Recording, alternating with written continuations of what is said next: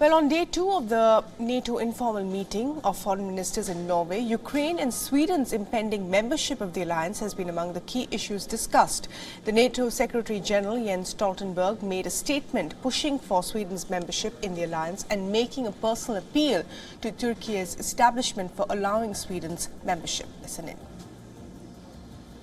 Sweden is now integrating more and more into NATO structures, our military structures, our civilian structures, and several allies also provided bilateral security assurances for Sweden. So it's absolutely inconceivable that there will be any threat or any attack against Sweden without NATO reacting.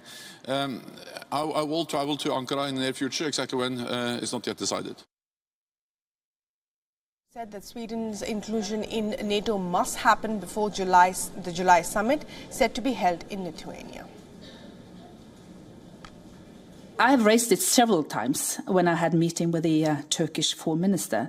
He can unfortunately not come to this meeting because there is going to be an opening session of the Turkish parliament on Thursday. But I have raised this several times. And Sweden fulfills all the criteria. So there is absolutely no reason for holding Sweden back. On the other hand, the NATO Secretary General has said he's willing to be giving a joint statement with the U.S. Secretary of State Antony Blinken. And according to the U.S. State Department, Blinken's trip is largely focused on discussing with allies how to build Ukraine's defense and deterrence capabilities. We are partners in trying to find peace in areas of conflict. That remains vitally important. And again, here in Europe, the solidarity that we have shown with other European partners in defense of Ukraine and against the Russian aggression, I think has been absolutely remarkable.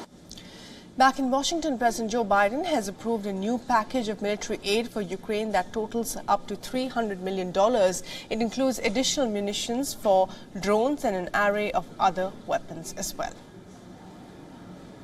We will use that package that we're announcing today to provide Ukraine with additional munitions for Patriot air defense systems, which Ukraine has been deploying quite effectively, as well as more Avenger air defense systems, Stinger anti-aircraft systems, and ammunition, of course, for the HIMARS, artillery, and anti-armor systems that the United States continues to provide to Ukraine.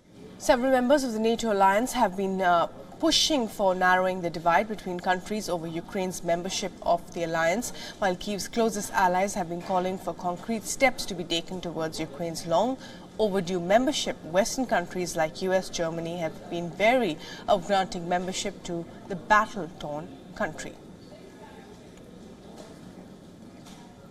And WION's principal diplomatic correspondent Siddhant Simple sent us this report from Oslo. Listen in.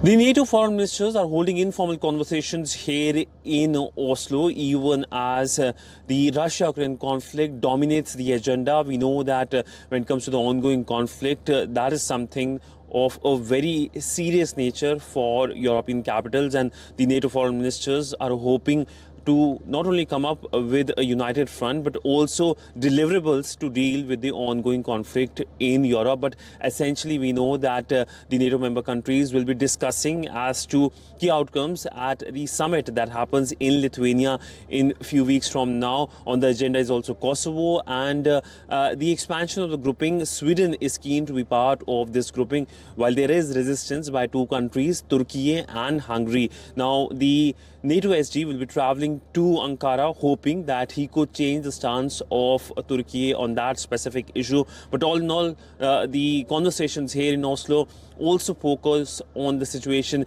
in the Indo-Pacific, even as China remains aggressive in the region. Siddhant Simple for WION in Oslo, Norway.